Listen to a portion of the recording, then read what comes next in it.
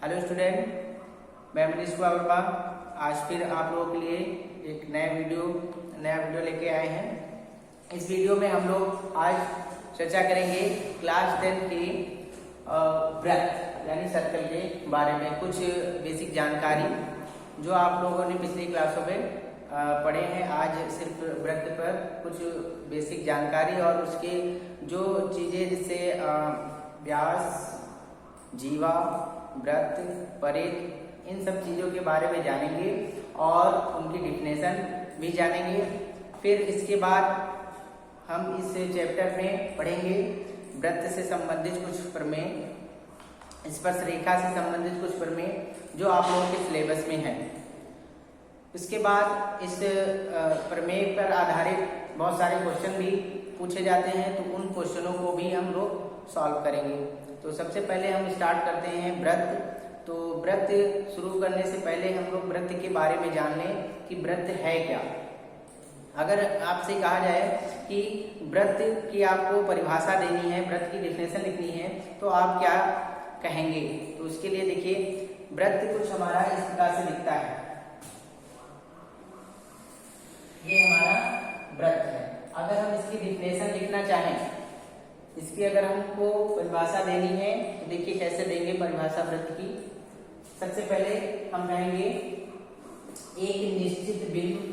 सबसे पहले क्या कहेंगे? एक निश्चित बिंदु से एक निश्चित बिंदु से एक निश्चित दूरी पर स्थित, एक निश्चित दूरी पर स्थित, एक निश्चित बिंदु से एक निश्चित दूरी पर स्थित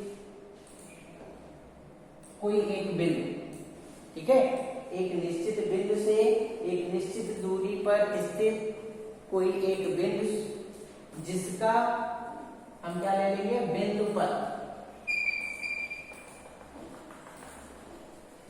ठीक, तो हम क्या कहेंगे? निश्चित बिंदु से एक निश्चित दूरी पर स्थित बिंदु का बिंदु पथ।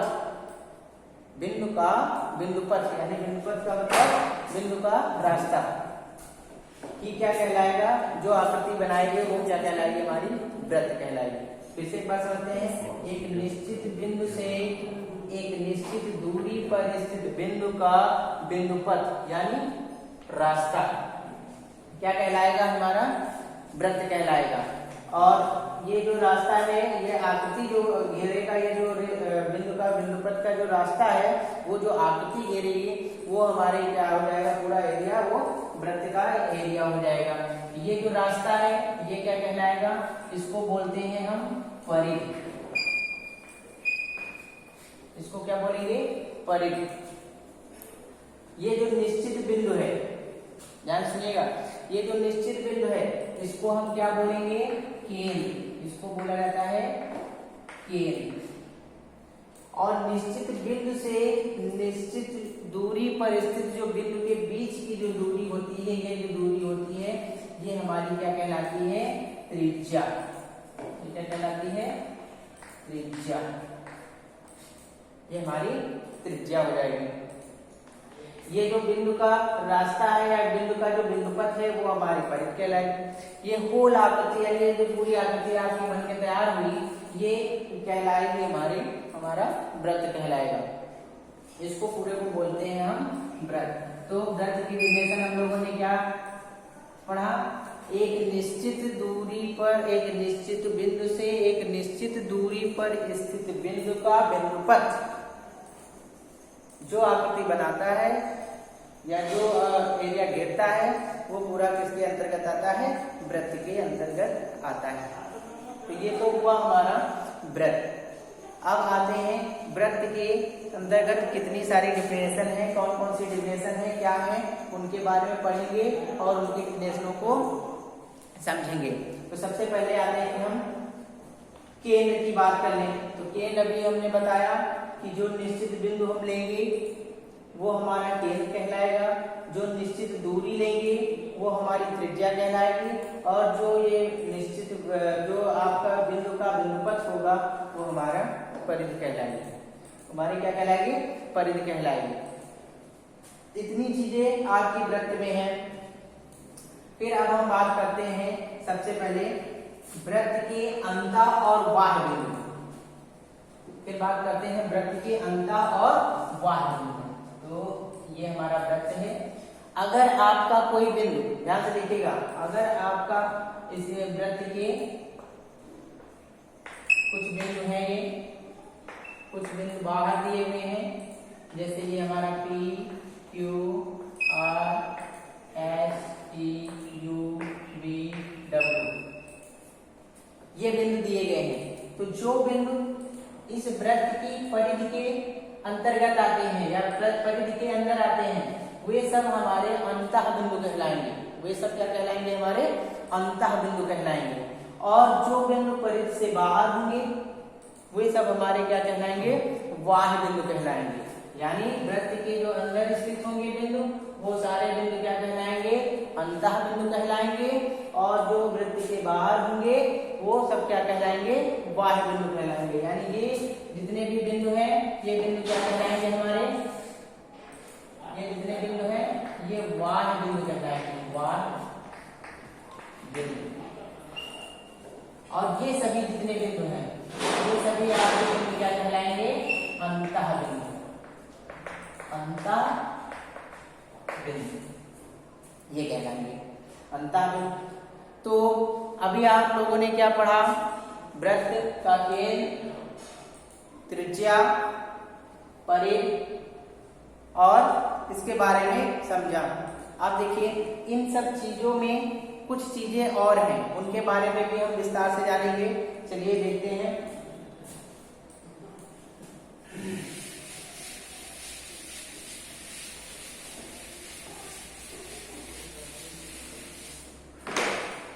अब देखिए वृत्त में कुछ चीजें और हैं जिनके बारे में हम विस्तार से समझेंगे। सबसे पहले तो ये हमारी परिधि है, ये हम लोगों ने अभी पढ़ा है जो। और फिर इस परिधि पे देखिए, इस परिधि पे अगर हम दो बिंदु कोई ले लें, कोई भी दो बिंदु ले सकते हैं कहीं भी, इस परिधि पर कोई भी दो बिंदु आप ले सकते हैं। ये हमारा जैसे P है और ये Q है, ये दो बिंदु हमने परिधि पर कोई भी दो बिंदु ले लिए। अब इन दो बिंदुओं को अगर हम मिला दें, इन दोनों बिंदुओं को हमने क्या कर दिया? मिला दिया। इन दोनों बिंदुओं को मिलाने से जो ये रेखा प्राप्त हुई, रेखाखंड जो प्राप्त हुआ, ये जो PQ रेखाखंड प्राप्त हुआ, PQ जो रेखाखंड है, इसको क्या बोलते हैं? इसको हम बोलेंगे व्यास। देखिए अब हमने क्या कहा? परिधि पर कोई दो बिंदु ले लें और इन दोनों बिंदुओं को हम मिला दें, तो ये जो रेखा कहलाएगी ये कहलाएगी आपकी PQ रेखाखंड। ठीक है, ये जो कहलाएगा वो कहलाएगा जीवा। ठीक है, इसको क्या बोलेंगे? हम जीवा बोलेंगे। और ये जीवा आप ये बोली जाएगी आपकी जीवा। ये जीवा यहाँ भी हो सकती है, यहाँ पे अगर आपके कोई दो बिंदु हैं A और B, इसको मिला दें, ये भी जीवा कहलाएगी। परिधि पर कहीं भी कोई दो बिंदु स्थित हैं और उनको अगर हम आपस में मिलाते हैं तो वो जो रेखाखंड होगा उस वृत्त की क्या कहलाएगी? जीवा कहलाएगी। उस वृत्त की क्या कहलाएगी? जीवा। चलिए एक और चीज समझते हैं यहाँ पर।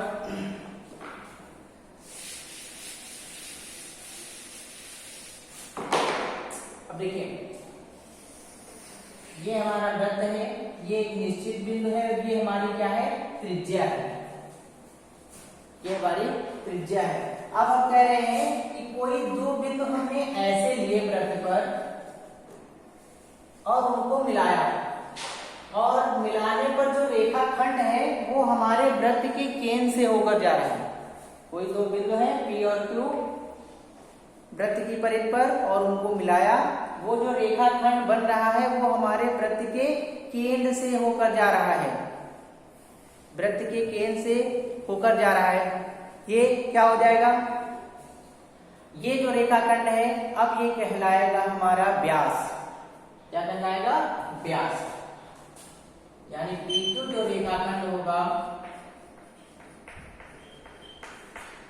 ये हमारा क्या कहलाएगा, व्यास।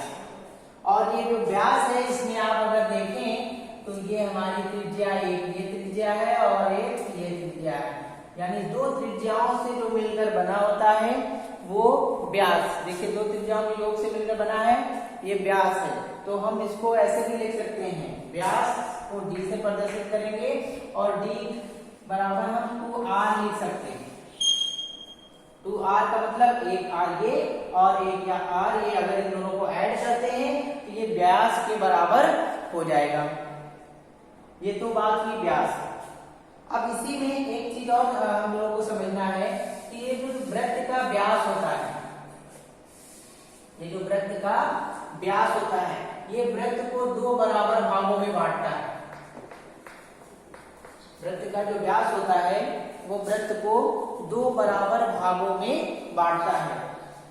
आधा भाग ये है हमारे वृत्त का और आधा भाग ये है। तो इन भागों को हम क्या कहेंगे, व्यास द्वारा अगर किसी वृत्त को काटा जाता है या बांटा जाता है तो वे भाग क्या कहलाते हैं, तो उनका भी नाम हम देख ले रहे हैं। देखिए इनको हम क्या कहेंगे, ये व्यास द्वारा जो वृत्त को बांटा गया है ये आधे वृत्त हैं और आधे वृत्त के भाग को हम कहते हैं अर्धवृत्त खंड। ठीक है, इसको अर्धवृत्त खंड कहते हैं, यानी वृत्त का एक ऐसा टुकड़ा जो पूरे वृत्त का आधा भाग हो। वृत्त का एक ऐसा टुकड़ा जो पूरे वृत्त का आधा भाग हो, तो ये अर्धवृत्त खंड होगा और ये भी अर्धवृत्त खंड होगा। दोनों आपस में क्या होंगे, बराबर होंगे। अब एक क्वेश्चन पूछता है कि अगर व्यास द्वारा किसी वृत्त को विभाजित किया जाता है, बांटा जाता है, तो वृत्त के कटे हुए भाग को क्या कहते हैं, यानी जो हमारे वृत्त के भाग मिलेंगे उन भाग को क्या कहेंगे, तो उन भाग को हम क्या कहेंगे, अर्धवृत्त खंड। अर्धवृत्त खंड। ठीक है, अब हम बात करते हैं जीवा की। तो जीवा की बात करें तो देखिए अब हम इधर बात करते हैं वृत्त की जीवा। ये हमारा वृत्त हो गया। जीवा की बात करें तो ध्यान से देखिएगा, जीवा अभी हमने बताया है कि वृत्त के किसी भी वृत्त की परिधि पर कोई भी दो बिंदुओं को अगर हम मिला दें तो बनने वाली जो रेखाखंड होगी वो जीवा कहलाएगी। और ये जीवा देखिए इस प्रकार से भी हो सकती है, यहाँ पर भी हो सकती है, यहाँ पर भी हो सकती है और यहाँ पर भी हो सकती है और यहाँ पर भी हो सकती है। आप लोग देख रहे होंगे कि इसमें एक जीवा ऐसी है जो व्यास है, इसमें एक जीवा ऐसी है जो क्या है, व्यास है। तो हम ये भी कह सकते हैं कि सबसे बड़ी जो जीवा होती है, यानी जो सबसे बड़ी जीवा होती है, यानी वृत्त की सबसे बड़ी जीवा क्या कहलाती है, व्यास कहलाती है। व्यास कहलाती है। देखो एक पॉइंट हमको मिल गया यहाँ से, क्या मिला कि अगर किसी वृत्त की सबसे बड़ी जीवा कहा जाए, कि अगर कहा जाए कि वृत्त की सबसे बड़ी जीवा क्या कहलाती है, तो वो वृत्त का क्या कहलाती है, व्यास कहलाती है। सबसे बड़ी जो जीवा होती है, तो ये सभी जीवाएं हैं। देखिए ये सभी जितनी भी जीवाएं खिंची हुई है ये हमारे वृत्त की सारी जीवाएं हैं और उसमें सबसे जो बड़ी जीवा है वो वृत्त की क्या कहला रही है, व्यास कहला रही है।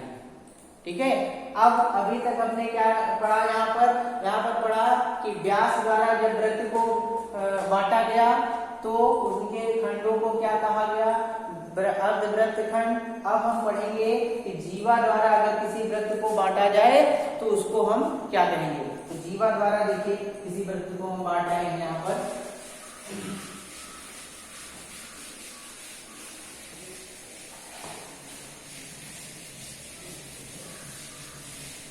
अब हम वृत्त को जीवा द्वारा बांटेंगे। ये हमारा वृत्त है और ये हमारी क्या है, जीवा। ए और बी, ये हमारा केंद्र है O। अब देखो ए बी यहाँ पर वृत्त की क्या है, जीवा है, और इस जीवा द्वारा देखिए अगर हम यहाँ से वृत्त को दो भागों में बांट दें तो एक भाग हमारा वृत्त का ये हो जाएगा और एक भाग हमारा वृत्त का ये हो जाएगा, है ना। तो ये जो भाग होंगे इनके नाम क्या होंगे, तो देखिए जो जीवा द्वारा अगर किसी वृत्त को बांटा जा रहा है तो वृत्त के दो भाग होते हैं, जिसमें से एक भाग बड़ा होता है और एक भाग छोटा होता है, ठीक। और उन दोनों भागों में जो भाग बड़ा होता है उसको बोलते हैं दीर्घ वृत्त खंड, उसको क्या बोलते हैं, दीर्घ वृत्त खंड। और जो छोटा होता है उसको क्या बोलते हैं, लघु वृत्त खंड, उसको क्या बोला जाएगा, लघु वृत्त खंड। यानी लघु का मतलब छोटा, वृत्त और खंड का मतलब वृत्त का एक टुकड़ा, यानी छोटा वृत्त का एक टुकड़ा क्या कहलाएगा, लघु वृत्त खंड, जो कि ये है, ठीक है। और यहाँ पर दीर्घ वृत्त खंड का मतलब, दीर्घ का मतलब हो गया हमारा बड़ा, और वृत्त खंड का मतलब वृत्त का एक टुकड़ा, यानी बड़ा वृत्त का एक टुकड़ा क्या कहलाएगा हमारा, दीर्घ वृत्त खंड, जो कि ये हुआ। इतना समझ में आया। अब देखिए हम लोगों ने क्या किया, सबसे पहले व्यास द्वारा वृत्त को बांटा तो दो खंड प्राप्त हुए वृत्त के, वो भी दोनों बराबर थे, उनको हम लोगों ने क्या कहा, अर्धवृत्त खंड। फिर उसके बाद हम लोगों ने जीवा द्वारा वृत्त को बांटा तो उसके दो खंड प्राप्त हुए, जिसमें से एक खंड बड़ा था और एक खंड क्या हुआ था, छोटा था। तो बड़े वाले खंड को हमने क्या कहा, दीर्घ वृत्त खंड, और छोटे वाले वृत्त खंड को क्या कहा, लघु वृत्त खंड। अब हम वृत्त को बांटेंगे त्रिज्याओं द्वारा। अब हम वृत्त को क्या बांटेंगे, त्रिज्याओं द्वारा। देखिए त्रिज्याओं द्वारा बांटेंगे तो कौन कौन से हमको खंड प्राप्त होते हैं वृत्त के।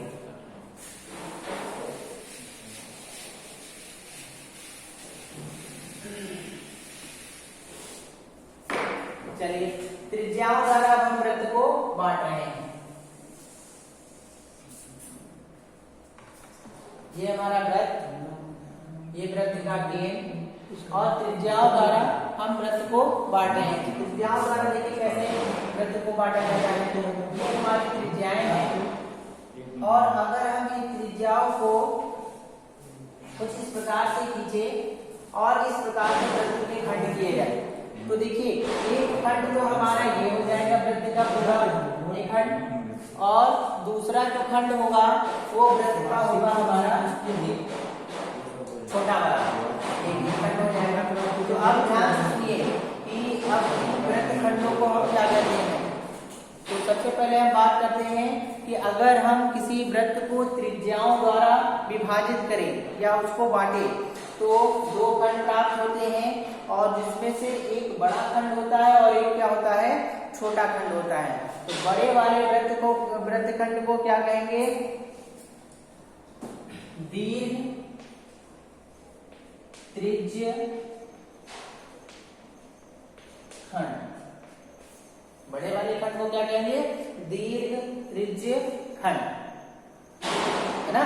और फिर बिल्कुल ऐसे ही छोटे वाले खंड को क्या कहेंगे, लघु त्रिज्य खंड। ये लघु त्रिज्य खंड हो जाएगा, और ये त्रिज्याओं द्वारा वृत्त को हम इस प्रकार से बांट सकते हैं, ठीक है। अब देखो अभी तक तो ये चीजें थी, वृत्त की कुछ बेसिक चीजें थी, बेसिक परिभाषाएं थी और बेसिक चीजें थी। आप लोगों ने ये पिछली क्लास में पढ़ लिया होगा। अब हमको 10th क्लास में कक्षा 10 में हम लोगों के सिलेबस में है स्पर्शी, और स्पर्शी के बारे में हम समझेंगे, है ना। तो स्पर्शी के बारे में हम अगले वीडियो में उसकी कुछ डिफिनेशन और उसकी कुछ प्रमेय लेकर आएंगे।